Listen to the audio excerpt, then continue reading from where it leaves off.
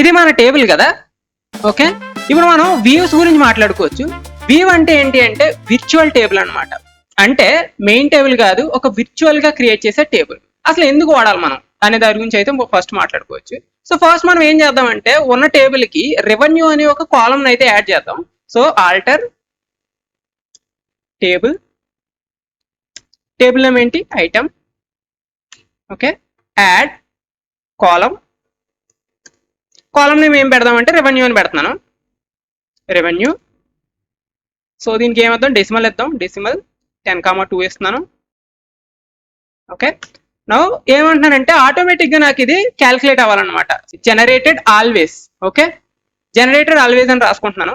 So ఇది ఏం చేస్తుంది అంటే ప్రతిసారి మనకి ఏవైతే కాలమ్స్ ఇస్తామో దాన్ని బట్టి అది ఆటోమేటిక్ గా వాల్యూని అయితే జనరేట్ చేస్తుంది అనమాట. యాజ్ సో ఇప్పుడు ఏం చేస్తున్నానంటే ప్రైస్ నుంచి అండ్ అలాగే ప్రైస్ ఇంటూ స్టాక్ క్వాంటిటీ ఎంత ఉందో దాన్ని బట్టి నాకు వాల్యూ అనేది జనరేట్ అవ్వాలన్నమాట, స్టాక్ క్వాంటిటీ. ఓకే, సో ఇదైతే ఇస్తున్నాను. ఇప్పుడు సెమీకోలన్. సో ఇప్పుడు చూడండి మనకి జనరేటెడ్ వాల్యూ అయితే రెడీ అయింది. ఇప్పుడు మనం సెలెక్ట్ చేద్దాం ఒకసారి. సో ఇక్కడ చూసుకుంటే మనకి రెవెన్యూ అనేది ప్రతి ఐటమ్ కి ఎంత వస్తుంది అనేది మనకి ఇక్కడ యాడ్ అయింది. ఇప్పుడు మనకు అసలైన క్వశ్చన్ అనమాట. సో ఇప్పుడు ఏం చేస్తున్నారంటే మనకు ఒక దగ్గర ఒక యూజర్ ఉన్నాడు, మీ దగ్గర వర్కర్ ఉన్నాడు అనుకోండి ఒకరు. ఇప్పుడు ఏం చేస్తావు, వాడికి నువ్వు ఈ రెవెన్యూ ఎంత జనరేట్ అవుతుందో చూపిస్తావు, బయటికి చూపించవు కదా. మీకేంటి, వాడికి ఏం కావాలి, జస్ట్ ఐటమ్ నేమ్ ఏంటి, కేటగిరీ ఏంటి, ప్రైస్ ఎంత, స్టాక్ ఎంత ఉంది, ఇది వాడికి సరిపోద్ది అమ్మడానికి. అంతేగాని మనకి ఎంత రెవెన్యూ వస్తుంది అనేది చూపించాల్సిన అవసరం లేదు. ఆ కేసులో ఏం చేస్తామంటే వీవ్ క్రియేట్ చేస్తాం అనమాట. ఓకే, సింపుల్ గా మాట్లాడితే వాడికి కావాల్సిన డేటాతో మనం ఒక విర్చువల్ గా టేబుల్ క్రియేట్ చేస్తాం, కానీ డేటా మాత్రం స్టోర్ అయ్యేది అంతా ఐటమ్స్ లోనే అనమాట. విర్చువల్ టేబుల్లో మనం డేటాని అప్డేట్ చేయలేము, డిలీట్ చేయలేము. ఓకే, జస్ట్ అది ఏంటంటే వ్యూ పర్పస్ మాత్రమే, అంతకుమించి మనం చేసేది ఏం ఉండదు అందులో. ఓకే, పక్కన పెడదాం ఇదంతా. సో ఇప్పుడు ఏం చేద్దామంటే వ్యూ అయితే క్రియేట్ చేద్దాం. First create view. So view name ఏంటి అంటే item details, details public view అని పెడుతున్నాను అనమాట. Okay, public underscore view as. So ఇప్పుడు మనం దీనికి కొన్ని డీటెయిల్స్ ఇవ్వాలి. ఏమేమి ఇవ్వాలి వాడికి, select item underscore name, okay, category and అలాగే price, stock quantity, stock underscore quantity. So ఇవి మనం ఇస్తే సరిపోద్ది కదా, ఇంకేం అవసరం లేదు వాడికి. ఎక్కడి నుంచి ఇవ్వాలి, ఫ్రమ్ ఐటమ్స్. ఓకే, సో ఇది వ్యూ అయితే ఆల్రెడీ ఎగ్జిస్ట్ అయ్యి ఉందంట. ఇంకొక కొత్తది అయితే క్రియేట్ చేద్దాం. సో పబ్లిక్ అని అయితే క్రియేట్ చేస్తున్నాను. యాజ్ సేమ్ ఏదైతే ఉందో కాపీ పేస్ట్ చేస్తున్నాను.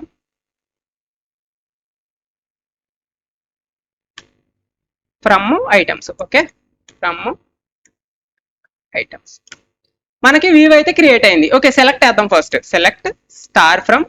సో వ్యూ నేమ్ ఏం పెట్టాం, ఐటమ్ డీటెయిల్స్ పబ్లిక్ కదా, కాపీ పేస్ట్.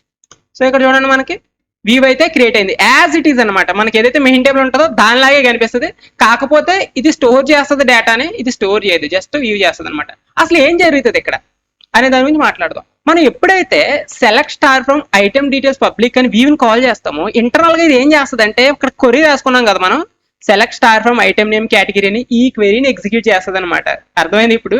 ఇది ఏం చేస్తుంది అంటే ఏదైతే మనం క్వెరీ ఇచ్చామో ఆ క్వెరీని స్టోర్ చేసుకొని ప్రతిసారి మనం వ్యూని కాల్ చేసినప్పుడు ఆ క్వెరీని ఎగ్జిక్యూట్ చేసుకొని డేటా తీసుకొస్తుంది, సింపుల్ గా మాట్లాడితే. Okay, so okay view create చేసాం. ఇప్పుడు ఏం చేద్దాం అంటే ఒక యూజర్ని క్రియేట్ చేద్దాం. Okay, so create user.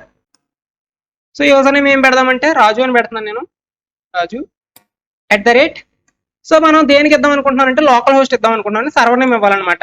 మీరు ప్రెసెంట్ మనం లోకల్ హోస్ట్ వాడుతున్నాం కాబట్టి లోకల్ హోస్ట్ అనమాట. ఐడెంటిఫైడ్ బై సో ఏమంటే పాస్వర్డ్ ఇవ్వాలన్నమాట వాడికి. సో రాజు @123 అని చెప్పి పాస్వర్డ్ అయితే నేను ప్రొవైడ్ చేస్తున్నాను. సో సింటాక్టికల్ ఎర్రర్ వచ్చింది కదా. సో ఇక్కడ మనం ఐడెంటిఫైడ్ బై కదా, ఇండెంటిఫైడ్ అని రాసాం, తప్పు రాసాం.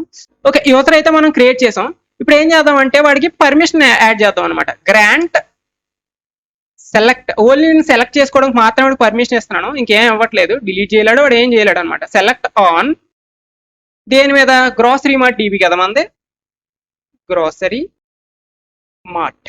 ఓకే, డాట్ టేబుల్ ఏంటి, మనం కొత్తగా ఏం టేబుల్ ఇచ్చాం ఆ టేబుల్ కూడా పర్మిషన్ ఇవ్వాలన్నమాట. Item details public, copy paste to ఎవరికి ఇద్దాం అనుకుంటున్నాం, టు రాజు, సేమ్ అనమాట రాజు @ లోకల్ హోస్ట్ అని ఇచ్చుకుంటే సరిపోతుంది. ఓకే, సో ఇక్కడ కోట్స్. సో మనకి పర్మిషన్ అయితే యాడ్ చేస్తాం. ఓకే, ఇప్పుడు మనం ఏం చేద్దామంటే ఇక్కడ దాకా మీకు క్లారిటీ ఉంది కదా మీకు. ఇప్పుడు మనం క్లోజ్ చేసి ఇప్పుడు నేను రాజుని అనుకోండి, రాజు కింద లాగిన్ అవ్వాలి. సో ఫస్ట్ ఏం చేస్తానంటే నేను కమాండ్ ప్రాంప్ట్కి వెళ్తున్నాను. MySQL -u యూజర్ ఎవరో రాజు, ఓకే -p. సో ఇప్పుడు పాస్వర్డ్ అడుగుతుంది అనమాట. మనం ఏం పెట్టాం, రాజు @123 పెట్టాం. సో మనకి రాజు కూడా అయితే లాగిన్ అయ్యాడు. ఓకే, షో డేటాబేసెస్ చూడండి, గ్రాసరీ మార్ట్ ఉంది, use grocery mart, show tables కొడదాం. ఇక్కడ చూడండి వాడికి ఏ టేబుల్ యాక్సెస్ వచ్చింది, ఇది మాత్రం వచ్చింది, వ్యూ మాత్రం వచ్చింది అనమాట. సో వాడు ఏం చూడలేడు, మనకి ఎంత రెవెన్యూ వచ్చింది అదంతా చూడలేడు అనమాట. జస్ట్ వాడికి కావాల్సింది ఏదో చూసుకొని వెళ్ళిపోతాడు అంతే. Select star from item details public. చూడండి వాడికి కావాల్సిన డీటెయిల్స్ ఏంటి, item name, category, price, stock quantity, ఇవే కదా వాడికి కావాల్సినవి. అండ్ ఇంకొక అడ్వాంటేజ్ అయితే చెప్తాను మీకు. ఫర్ ఎగ్జాంపుల్ మీరు జాయిన్స్ చేస్తున్నారు కదా, అదే క్వెరీ ఒక 20 times 30 times వాడుతున్నారు అనుకోండి కోడ్లో.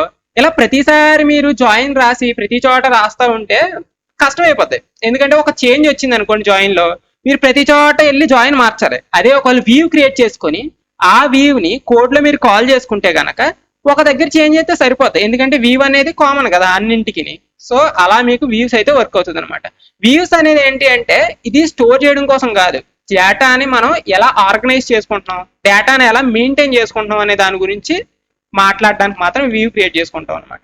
ఫర్ ఎగ్జాంపుల్ ఇంకా మీకు బెస్ట్ ఎగ్జాంపుల్ చెప్పాలంటే అమెజాన్ కానీ, లేదంటే ఇలా పెద్ద పెద్ద ఏవైతే ఉంటాయో ఫ్లిప్కార్ట్ కానీ, అవి ఏం చేస్తాయంటే రిపోర్ట్స్ జనరేట్ చేస్తాయి కదా. అంటే ఆర్డర్స్ ఎన్ని ఉన్నాయి అండ్ అలాగే ఎంత సేల్ అయ్యింది, ఇలా పెద్ద పెద్ద రిపోర్ట్స్ జనరేట్ చేసినప్పుడు పెద్ద పెద్ద జాయిన్స్ వాడాలి వాళ్ళు. ఆ కేసుల్లో ఏంటంటే జస్ట్ ఒక వ్యూ క్రియేట్ చేసుకొని ఆ వ్యూ నుంచి డేటాని అయితే ఫెచ్ చేసుకుంటారు అనమాట. ఎలా వ్యూస్ అయితే మనకి వర్క్ అవుతాయి.